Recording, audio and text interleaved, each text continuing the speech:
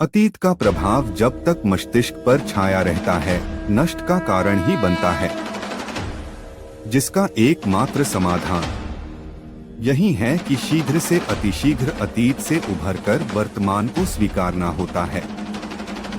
अशांत मन चिंता को जन्म देता है और चिंता मन को और अशांत करती है, जिससे निराशा ही उत्पन्न होती है और निराश मन असफलता का कारण बनता है।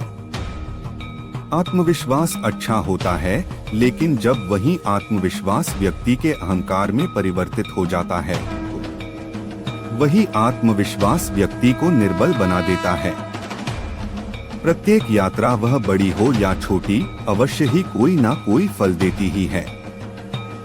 असत्य बोलने का तात्पर्य है असत्य को जानते हुए भी सत्य को बदल देना, और गोपनीय होने का तात्पर्य है सत्य का ज्ञात होते हुए भी सत्य को ना कहना।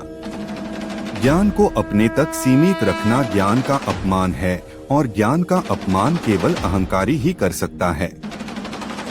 उचित समय पर यदि कोई कार्य करना भूल जाए तो उसे पुनः करने के लिए उपयुक्त समय की प्रतीक्षा करनी पड़ती है।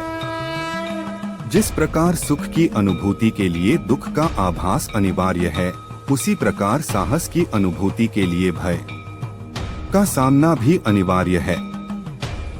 इस संसार में दायित्व के पूर्ति के मार्ग पर ऐसी कई परिस्थितियां उत्पन्न हो जाती है, जहां व्यक्ति के मन में पाने की प्रसन्नता से अधिक कुछ खोने का दुख, उसकी ग्लानि उत्पन्न हो जाती है।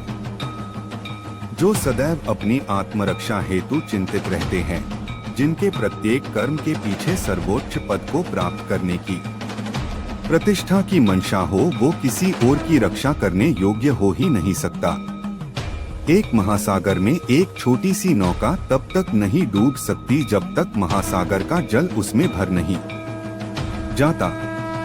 उसी प्रकार हमारे बाहर कितना ही दोष क्यों ना हो, हम नकारात्मक सोच वाले व्यक्तियों से घिरे ही क्यों न हो, जब तक हम उनके दोष, उनकी नकारात्मकता को अपने भीतर प्रवेश नहीं करने देते, तब तक हमें कोई भी डूबा नहीं सकता।